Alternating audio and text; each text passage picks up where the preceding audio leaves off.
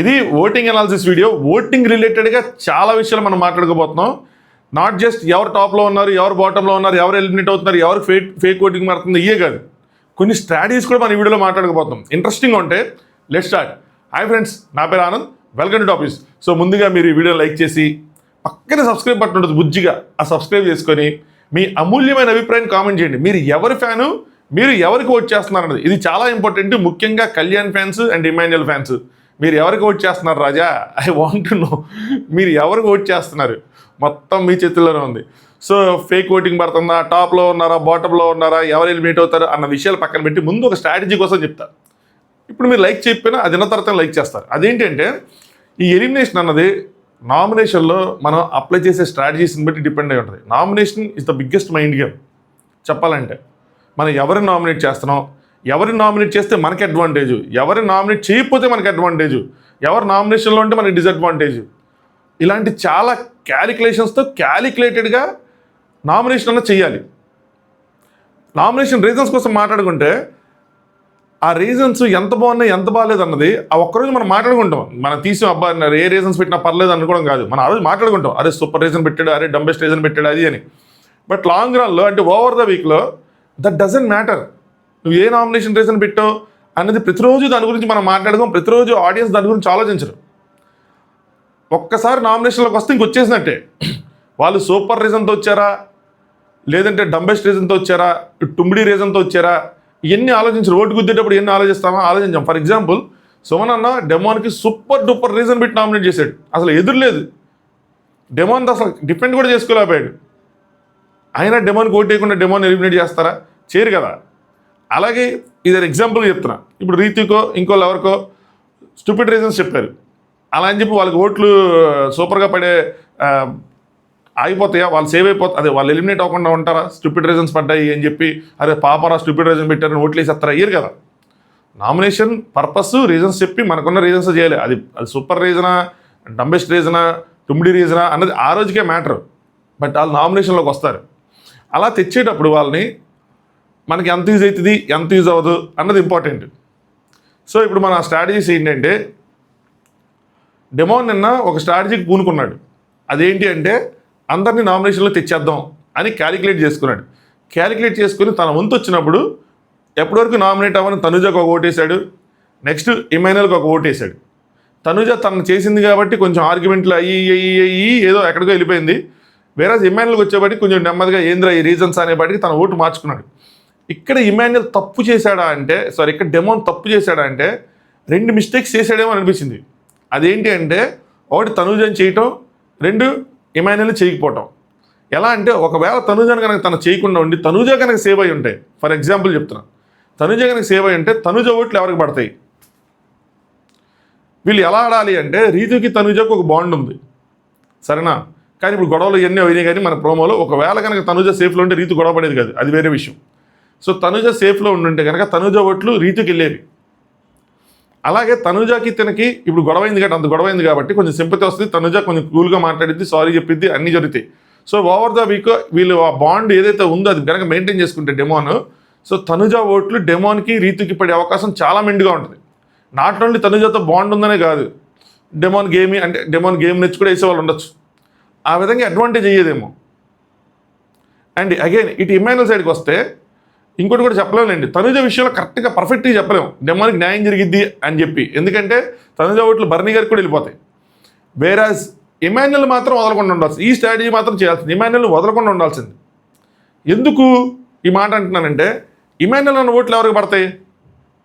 Max to max Sanjana గారికి పడతాయి, లేదంటే సుబ్రహ్మణ్యకి పడతాయి. అరే ఈ విషయం ఎట్లా తెలిసిద్దిరా డెమోన్కి, లోపల ఉన్న డెమోన్కి అంటే అదే గేము. వాళ్ళ బాండింగ్స్ ఎవరితో ఉన్నాయి, వాళ్ళ నామినేషన్ రాకపోతే ఎవరికి అడ్వాంటేజ్ అవుతుంది, వాళ్ళ ఓట్స్ ఎవరికి పడుతున్నాయి, బాండింగ్స్ అనేది అదే కదా మ్యాటర్. సో అట్లీస్ట్ సంజనా గారికి అయితే పడతాయి కదా, సుమనన్నకు గెస్ చేయలేకపోయినా. అప్పుడు సంజనా గారికి ఆ ఓట్లు పడి సంజనా గారు లీడ్లోకి వెళ్ళిపోతే మనకి డిసడ్వాంటేజ్ అవుతుంది కదా, మనం డేంజర్ జోన్లోకి వస్తాం కదా. సో అక్కడ ఉన్న ఇమాన్యుయల్ అన్న 100 చెప్పచ్చు, డెమోన్ ఏదైతే స్టాండ్ తీసుకున్నాడో దాని మీద నుంచి వస్తుంది. నేను నిన్న కూడా అదే చెప్తున్నా, అదే అందరు నవ్వుతున్నారు, అది నవ్వేది కాదు. డెమోన్ కరెక్ట్గానే ఉన్నాడు, కరెక్ట్గానే ఆలోచిస్తున్నాడు, కరెక్ట్గానే పెట్టబోయాడు. వీళ్ళు వచ్చి అంతా ఏదో నవ్వేసి ఆయన ఏదో ఇది చేస్తారు. కానీ ఏదో నీకు పెద్ద తెలియదు అన్న విధంగా కరెక్ట్గానే మాట్లాడాడు. అందరు నామినేషన్లోకి రావాలన్నది కరెక్ట్ థాటే. రీజన్స్ ఏం లేవు, నామినేషన్లోకి అందరు రావాలి, పెట్టేస్తున్నాను అంతే, అయిపోయింది. ఆయన పిచ్చోడిని చేస్తారు, అందరు నవ్వేసి బర్ణాన్ని వచ్చి కాళ్ళు మొక్కేసి, అంత నెసిటీ లేదు. సో అక్కడ కనుక ఎమ్మెల్యేలు కూడా లాగేసి ఉంటే ఛాన్సెస్ మనం అంటే తన ఫ్రెండ్ అని రీతు అనుకుంటున్నారో వాళ్ళిద్దరు సర్వైవ్ అవ్వడానికి ఎక్కువ ఛాన్సెస్ ఉంటాయి. లేదంటే ఎమ్మెల్యేల ఫ్యాన్స్ ఓట్లు వేరే వాళ్ళకి పట్టడం వల్ల వీళ్ళకైతే పడవు, అది తెలుసు. మ్యాక్స్ వీళ్ళకి పడదు, ఎంత బాండింగ్ అన్నది లేదు. మా తమ్ముడు జెమ్స్ అమ్మా అన్న కూడా ఆడియన్స్ వేస్తారని అనుకోవట్లా, ఒక పార్ట్ వేయచ్చు, కానీ మెజారిటీ పార్టీ సంజనా గారికి వెళ్ళొచ్చు, వాళ్ళకి బాండింగ్ ఉంది కాబట్టి. సో అందుకని నేను కామెంట్ చేయమని అడిగింది అదే. సో ఎమ్మెల్యేల ఫ్యాన్స్, కళ్యాణ్ ఫ్యాన్స్ ఎవరికి ఓట్లు వేస్తాను, సో దట్ మన అనాలిసిస్ చేసుకోవడానికి దొరుకుతుంది. సో ఇది స్ట్రాటజీ. ఇలా ఒక స్ట్రాటజికల్గా ఎవరిని తీసుకొస్తే మనకి అడ్వాంటేజ్, ఎవరిని తీసుకురాకపోతే మనకి డిసడ్వాంటేజ్ అన్నది చేసుకోవాలి. సజ్జనా గారు ఎందుకు పద్దాక నేను ఎమ్మెల్యేలు ఎట్టి పరిస్థితులను చేయనంటారు? ఎమ్మెల్యేలు నామినేషన్ రాకపోయినా ఎమ్మెల్యేలు కెప్టెన్ అయినా తనకి అడ్వాంటేజ్గా ఉంటుంది. బయట ఓటింగ్ లెక్కలు ఉంటాయి. ఇంతకుముందు ఆవిడ ఓటింగ్ లెక్కలు మాట్లాడారు, ఎమ్మెల్యేలు కూడా నామినేషన్లోకి వచ్చాడు, నాకు కొంచెం టఫ్ అయిపోద్ది అని చెప్పి అన్నారు అని చెప్పి రీతు చెప్పింది. ఆవిడకి క్యాలిక్యులేషన్ తెలుసు. కెమెరా ఆవిడ అన్ని లెక్కలు కరెక్ట్గా ఉంటాయి. సో ఆ విధంగా ఆవిడ సూపర్, ఆ థాట్ ప్రాసెస్ అంతా కూడా. సో అది ఇప్పుడు మనం ఓటింగ్ దానికి వస్తే ఎవరు టాప్లో ఉన్నారు, ఎవరు బాటంలో ఉన్నారు, ఎవరికైనా ఫేక్ ఓటింగ్ పడుతుందా, రీతికైనా ఫేక్ ఓటింగ్ పడుతుందా, తెగవ ఏంటి ఈ యూట్యూబ్లో ఉండే న్యూస్ ఛానల్స్లో కూడా వచ్చేస్తుంది. యూట్యూబ్లో ఉండే న్యూస్ ఛానల్స్ కూడా బిగ్ బాస్ కోసం ఓటింగ్ వాటి కోసం చెప్పేస్తున్నారు, అవి ఫేక్ ఓటింగ్ పడుతుంది, ప్రతి 3 సెకన్లకు ఒక ఓటు పడుతుంది, 4 ఓటింగ్ పడుతుంది అని చెప్పి. ఇట్స్ ఓకే, ఎవరిష్టం వాళ్ళది. కానీ సరే, తనుజ గారు టాప్లో ఉన్నారు. ఆబ్వియస్లీ కళ్యాణ్ లేడు కాబట్టి అంత పోటీ లేదు. సో సూపర్ డూపర్గా టాప్లో ఉన్నారు విత్ 31.73%. కానీ ఎంత టాప్లో ఉన్నా కానీ నాకు అర్థం కాదు ఏంటంటే ఓటింగ్ నిజంగా తనుజ గారిది పడిపోయిందా అని, ఏం జరుగుతుందని. ఎందుకంటే కళ్యాణ్ లేనప్పుడు మినిమం 50% ఓట్స్ ఇవిడికి ఉండేవి, 50, 54 ఆ రేంజ్లో ఆక్యుపై చేసుకుని ఉండేవాళ్ళు. స్టార్టింగ్లో కళ్యాణ్ ఉన్నప్పుడు కూడా గట్టిగా ఉండేది 40%, 44% అలాగా. కట్ చేస్తే ఈ అన్అఫిషియల్ పోల్స్లో ఆవిడ 31.73 పడిపోవటం నాకు నిజంగా ఆశ్చర్యంగా ఉంది. సో మ్యానిపులేషన్ జరుగుతుందా, లేదంటే ఓటింగ్ పడిపోయిందా, లేదంటే తనుజ గారి పైన సోషల్ మీడియాలో వేయటం లేదు అన్నది ఇప్పుడు కింద కామెంట్ వస్తాయి. అన్న మేము వేయట్లేదు, మేము 10 మంది ఉన్నాం వేయట్లేదని. మరి ఫస్ట్లో ఉన్నప్పుడు అప్పుడు వేసారా? సో వేసే వాళ్ళు వేస్తారు, వేయని వాళ్ళు లేరు. సో ఇలాంటి జరిగినప్పుడు పడిపోయిందన్న ఫీలింగ్ వస్తుంది. అంతేగాని వేయట్లేదు ఇప్పుడు తనుజ గారి ఫ్యాన్స్ వేయట్లేదండి, బిజీ అయిపోయారు, వాళ్ళు వేరే పనుల్లో ఉన్నారు, చెప్పుకోవడానికి ఉండదు. సో వేయట్లేదు వస్తుంది. సో ఓటింగ్లో టాప్లో ఉన్నా కూడా డిసప్పాయింటింగ్ న్యూస్ ఏంటంటే మాత్రం పర్సంటేజ్ అనేది డ్రాప్ అయింది. సో ఇది చూడాలి ఓవర్ ద వీక్ ఇది ఎలా చేంజ్ అయ్యిద్ది, అంతే ఉండాలి. ఇంకోటి ఏంటి అంటే కళ్యాణ్ లేకపోయినా ఏమైనా లేకపోయినా ఆ number of percentage of votes కూడా గట్టిగానే పోల్ అవుతూ ఉండొచ్చు. ఈ పాయింట్ కూడా నేను ఇస్తాను. ఎవరికి? సంజనా గారికి కానీ మిగతా కంటెస్టెంట్లకి కానీ పోల్ అవుతూ ఉండొచ్చు. సో ఆ విధంగా కూడా ఆవిడ తక్కువ వచ్చి ఉండొచ్చు. సరే, నేను రెండిట్లో ఏదో ఒకటి. అయితే సెకండ్ ప్లేస్లో సంజనా గారు ఉన్నారు విత్ 16.21%. సంజనా గారి గేము ఆడియన్స్ నుంచి చాలా వరకు మెజారిటీ ఆఫ్ ద ఆడియన్స్ నుంచి మద్దతు లభించింది. ఆవిడ ఏదైతే స్టాండ్ తీసుకున్నారో దానికి కానీ ఆవిడ ఏదైతే పాయింట్స్ పెట్టారో ఆ పాయింట్స్ పెట్టే విధానం రాంగ్ కానీ కొంతమంది ఆడియన్స్ దాన్ని కూడా సపోర్ట్ చేశారు. బయట ఉన్న పరిస్థితులు కానీ అవతల ఉన్న కంటెస్టెంట్ పరిస్థితులు కానీ ఏదైనా సరే స్టిల్ మనం స్టాండ్ అయి ఉంటాం, విధానం అయితే రాంగ్ అని చెప్పి. సో దానివల్ల ఆవిడకి మద్దతు లభించింది. సో సెకండ్ ప్లేస్లో 16.21% ఉన్నారు. ఇక్కడ అనూహ్యంగా థర్డ్ ప్లేస్లో రీతు చౌదరి గారు 15.67% ఉన్నారు. అనూహ్యంగా ఎందుకన్నానంటే రీతు నామినేషన్లోకి వచ్చిన ప్రతిసారి బాటంలో ఉన్నారు. 2 కింద నుంచి 2, కింద నుంచి 3, కింద నుంచి 4, కొంచెం డేంజర్ జోన్లో ఉన్నారు. కానీ ఇక్కడ థర్డ్ ప్లేస్లో విత్ 15.67% ఉంది అంటే ఏం జరుగుతుంది? నిజంగా ఫేక్ ఓటింగ్ పడుతుందా, అలాగేమైనా చేస్తున్నారా అంటే ప్రజెంట్ అయితే మాత్రం ఫేక్ ఓటింగ్ పడుతుంది అంటానికి, అంటే మనం ఎలాగైతే ఈ క్యాషీ క్లియర్ చేసేసి హిస్టరీ క్లియర్ చేసేసి ఏదో ఓటింగ్ వేసేస్తాం అన్న ఫార్ములా అయితే లేదు, అలాంటి బగ్ అయితే లేదు. సో ఫేక్ ఓటింగ్ పడుతుంది అని అనడానికి కరెక్ట్గా సాక్ష్యం లేదు, ప్రూఫ్ లేదు. సో దీన్ని మనం నార్మల్ ఓటింగ్ అని ట్రీట్ చేయాలి. సో ఎందుకు పడచ్చు అన్నది ఇప్పుడు మిగతా వాళ్ళు ఇప్పుడు కామెంట్ చేస్తే తెలుస్తుంది మనకి. ఏంటి సంజనా గారికి ఎంత సపోర్ట్ వచ్చిందో, సంజనా గారి వల్ల రీతు సఫర్ అయింది కాబట్టి రీతుకి కూడా అంతే సపోర్ట్ ఆడియన్స్ నుంచి లభించిందా, అందుకని థర్డ్ ప్లేస్లో ఉందా డేంజర్ జోన్లో లేకుండా అని. అంటే ఇక్కడ చూసుకుంటే దీని ప్రకారం చూసుకుంటే డేంజర్ జోన్లో లేనట్టే. 16% అంటే చాలా పెద్ద పర్సెంట్. కింద డేంజర్ జోన్కి వచ్చేప్పటికి 11% ఉంది, అంటే చెప్తాను మిగతా పర్సెంట్లు. సో రీతు అలాగే 15%, డెమోన్ 12.42%. డెమోన్ కన్నా రీతు టాప్లో ఉంది. డెమోన్ ఏంటో ఆడతాడు, అన్నీ పెడతాడు, పాయింట్స్ పెడతాడు, అన్నీ చేస్తాడు, కానీ స్టిల్ ఆ ఓటింగ్ అన్నది మాత్రం వెళ్ళట్లా. పోనీ మనం ఎప్పుడైనా సరే గట్టిగా ఏమైనా డెమోన్కి నెగిటివ్గా అసలంటే అసలు ఇదని చెప్పుకోవాలి. రీతు డెమోన్ విషయంలో కూడా డెమోన్కి పాజిటివిటీ ఉంది, రీతుకి నెగిటివిటీ ఉంది మొత్తం అంతా. అయినా కూడా ఓటింగ్ మాత్రం ఇంప్రూవ్ అవ్వట్లా. మీరు అనొచ్చు సోషల్ మీడియాలో ఇంప్రూవ్ అవ్వట్లేదేమో రియల్ టైంలో అవుతుందని చెప్పి. రియల్ టైం సోషల్ మీడియా డెమోన్కి కానీ కళ్యాణ్కి కానీ వీళ్ళకి సోషల్ మీడియాలోనే అవ్వంది, రియల్ టైంలో అస్సలు అవ్వదు. చాలా కష్టం. ఎందుకంటే వీళ్ళు సోషల్ మీడియా ఫేమ్ ఉన్నోళ్ళు, టీవీ ఆడియన్స్కి తెలియని వాళ్ళు. సో ఇప్పుడు ఈ గేమ్ ప్రకారం కళ్యాణ్కైనా కొద్దిగా టీవీ ఆడియన్స్ నుంచి అడ్వాంటేజ్ వచ్చి ఉంటుంది, కానీ డెమోన్కి రాదు అని నా అనాలిసిస్. అంత రాదు. సో ఇక్కడే కనిపించకపోతే అక్కడ కనిపించడం ఇంకొంచెం కష్టమవుతుంది. ఇక్కడ సోషల్ మీడియాలో ఈ ఒపీనియన్ పోస్ట్లో కనిపించిన ఓటింగ్ మిస్డ్ కాల్స్లో కనిపిస్తుంది అంటే అది 100% మనం బలగుద్ది చెప్పలేము. సో ఆశ్చర్యంగా డెమోన్ 4th ప్లేస్లో ఉన్నాడు, 12.42%, 3% డిఫరెన్స్. నెక్స్ట్ బర్నీ అన్న అగైన్ 12.05%తో ఉన్నాడు. సుమన్ అన్న 11.92% ఉన్నాడు. అంటే డెమోన్, బర్నీ అన్న, సుమన్ అన్న వీళ్ళు ముగ్గురు ఆల్మోస్ట్ సిమిలర్ పర్సెంట్తో డేంజర్ జోన్లో ఉన్నారు. సుమన్ అన్న, బర్నీ అన్నతో పాటు డెమోన్ డేంజర్ జోన్లో ఉన్నాడు. నేను అనుకున్నది ఏంటంటే ఓటింగ్ స్టార్ట్ అయిన తర్వాత మ్యాక్సిమం సుమన్ అన్న, రీతు డేంజర్ జోన్లో ఉంటారు. సుమన్ అన్న కూడా సేవ్ అయిపోతాడేమో. ఎందుకు అంటే ఇమాన్యుయల్ ఓట్స్ ఏమైనా ట్రాన్స్ఫర్ అవుతాయేమో. ఫస్ట్ నుంచి ఇమాన్యుయల్ ఓట్స్ ఆయనకి పడుతున్నాయి, ఎందుకంటే ఆయన టాప్లో ఉన్నారు అనుకున్నాను నేను. సో ఇమాన్యుయల్ లేడు కాబట్టి పడతాయి అనుకున్నా. బట్ ఇమాన్యుయల్ ఓట్లు మేబీ సంజయ్ నగర్కి ఎక్కువ మొత్తం వెళ్ళిపోతున్నట్టున్నాయి. బర్నీ అన్న డేంజర్ జోన్లో ఉంటాడేమో నాకు అనిపించింది.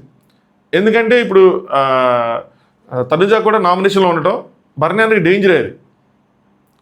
సో బర్నీ అన్న డేంజర్ జోన్లోకి వస్తాడు, రీతు డేంజర్ జోన్లోకి వచ్చింది అనుకున్నా. బట్ రీతు అనూహ్యంగా 3rd ప్లేస్లో ఉంది.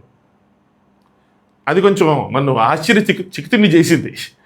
సో మీరు కామెంట్స్ చేయండి, నేను చదువుతాను. సో దట్ నాకు అర్థమైంది ఎందుకు అంత వచ్చింది, ఏంటి నిజంగానే అక్కడ ఉందా లేదా అని చెప్పి. లైవ్లో టాస్క్ స్టార్ట్ అవబోతుంది. సరే, సో ఈ లెక్కను చూసుకుంటే ఇంట్రెస్టింగ్ ఎలిమినేషనే. మళ్ళీ అలా టప్పగా ఉండదు. బర్నీ అన్న, సుమన్ శెట్టి అన్న, రీతు, డెమోన్ వీళ్ళ నలుగురు కూడా అటు ఇటుగా ఒక ఎక్కువ తక్కువ ఉన్నా కూడా ఎట్టి పరిస్థితుల్లో టికెట్ ఫినాల్ అనేది గట్టిగా ఫోకస్ చేయాలి. ముఖ్యంగా డెమోన్ అండ్ బర్నీ అన్న. ఎందుకంటే ఈ టికెట్ ఫినాల్ గెలిస్తే మ్యాక్సిమం బిగ్ బాస్ ఈ వారానికి కూడా ఇమ్యూనిటీ ఇచ్చేస్తాడు.